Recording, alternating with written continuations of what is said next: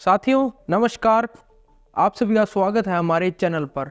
मोदी सरकार जिन एजेंडों को लेकर पावर में आई थी, आम आदमी की जिन समस्याओं को लेकर वो पावर में आई थी, उन बेसिक समस्याओं में ही मोदी सरकार कहीं ना कहीं फेल होती दिखाई दे रही है। आज के इस दौर में देखा जाए तो सबसे ज्यादा जुल्म आम आदमी पर ही हो रहा है, आम आदमी पार्टी पर नहीं, आम आदमी पर। चाहे वो एम्प्लॉयमेंट को लेकर हो, चाहे फूड इन्फ्लेशन को लेकर हो, चाहे इन्फ्लेशन को लेकर हो। मोदी सरकार एक कॉर्पोरेट गवर्नमेंट बनकर रह गई है, उद्योगपतियों की सरकार मोदी सरकार बन के रह गई। आपने भी काफी बार अपोजिशन के मुंह से ये बातें सुनी होंगी। जब जब इलेक्शन होता है सरकार को आम आदमी की याद आती है, बल्कि उसकी तकलीफें भी दिखाई देने लग जाती हैं। लेटेस्ट और बेस्ट एग्जाम्पल है एलपीजी के दाम जो अभी 200 रुपये घटा दिए गए हैं। हालांकि ये एक ड्रॉप इन द ओशियन है, यानी आप समंदर में एक पानी की बूंद डाल दीजिए या उससे निकाल लीजिए, उसे कोई फर्क नहीं पड़ेगा। महंगाई का समंदर इतना बड़ा हो गया है, बेरोजगारी का समंदर इतना बड़ा हो गया है कि अब इन छोटे मोटे डिसीजन से कुछ नहीं होने वाला। दोस्तों बिना बात की बकवास हम नहीं करेंगे, जो फैक्ट्स हैं, डाटा है, उसी को लेकर आज हम बात करेंगे। तो अगर आपने हमें सब्सक्राइब नहीं किया है तो जल्दी से सब्सक्राइब कर लीजिए।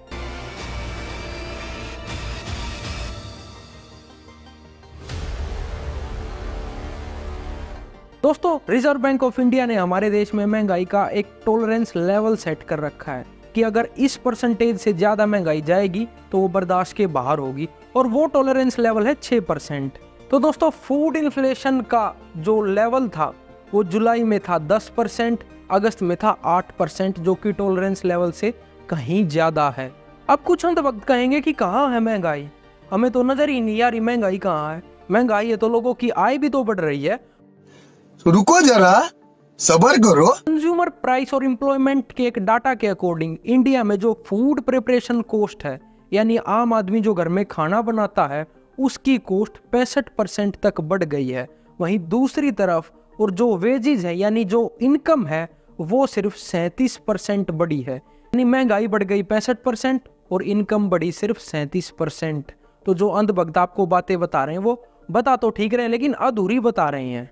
अब दोस्तों फूड इन्फ्लेशन को लेकर सरकार एक बड़ा ही बेसलेस तर्क देती है।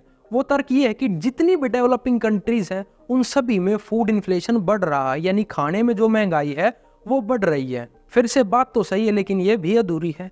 जिन कंट्रीज की सरकार बात कर रही है, अगर वहां पर फूड इन्फ्लेशन बढ़ रहा है तो उनकी क्वालिटी ऑफ लाइफ पे कोई असर नहीं पड़ रहा। मैं आपको एक एग्जाम्पल से समझाता हूँ।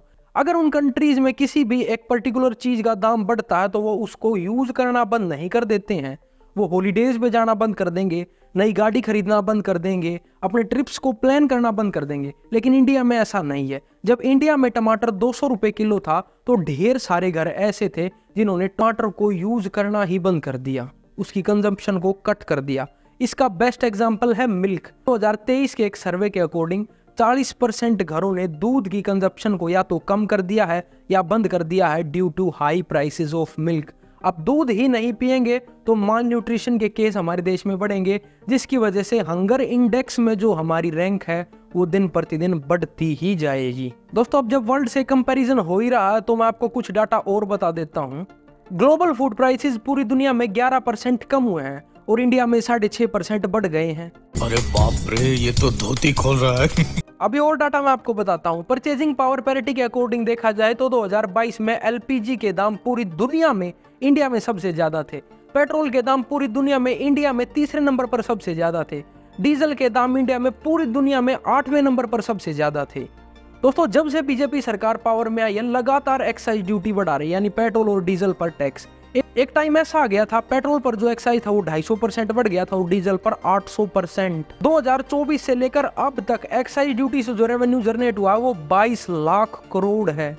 22 लाख करोड़। एक आम आदमी को ये भी नहीं मालूम 22 लाख करोड़ में जीरो कितनी होती हैं। कुछ मूर्ख व्यक्ति ये कहते हैं कि सरकार पैसा लगा रही है। अबे मंदबुद्धि, सरकार का पैसा नहीं है वो हमारा ही पैसा है जो हमने सरकार को टैक्स के रूप में दिया, डायरेक्टली या फिर इनडायरेक्टली। पेट्रोलियम सेक्टर ने 33 लाख करोड़ का कंट्रीब्यूशन दिया हमारी इकोनॉमी को। दोस्तों दूसरी तरफ जो कॉर्पोरेट टैक्सेस हैं जो सरकार कम कर रही है, जिसकी वजह से 1.45 लाख करोड़ का हमारे देश को रेवेन्यू लॉस हुआ है। यानी पेट्रोलियम टैक्सेस तो बढ़ा रही है सरकार, लेकिन कॉर्पोरेट टैक्सेस को कम करती जा रही है, जिसकी वजह से देश को नुकसान हो रहा है। दोस्तों, कॉर्पोरेट टैक्स कम करना गलत बात नहीं है, लेकिन एक बैलेंस भी तो जरूरी है। इसी की वजह से तो हमारे देश में इनकम इनइक्वालिटी आती है, रेवेन्यू इनइक्वालिटी आती है, लोगों के लाइफस्टाइल में जो इनइक्वालिटी है वो आती है। ढेर सारे ऐसे डिसीजन है जिसकी वजह से हमारे देश में इनइक्वालिटी बढ़ती ही जा रही है। वो एक मूवी का डायलॉग है, शिवाजी दा बोस का ये डायलॉग मैंने कई बार यूज किया है, अमीर और अमीर होता जा रहा है और गरीब और गरीब होता जा रहा है। दोस्तों, ये था मोदी सरकार का डेवलपमेंट प्रोजेक्ट, हमने कुछ रोशनी इस पर डाली। अगर आपको ये वीडियो पसंद आई है तो आपको पता है क्या करना है, वीडियो को लाइक करना है, शेयर करना है और चैनल को सब्सक्राइब करते हुए जाइएगा। बाय बाय, टेक केयर, जय हिंद।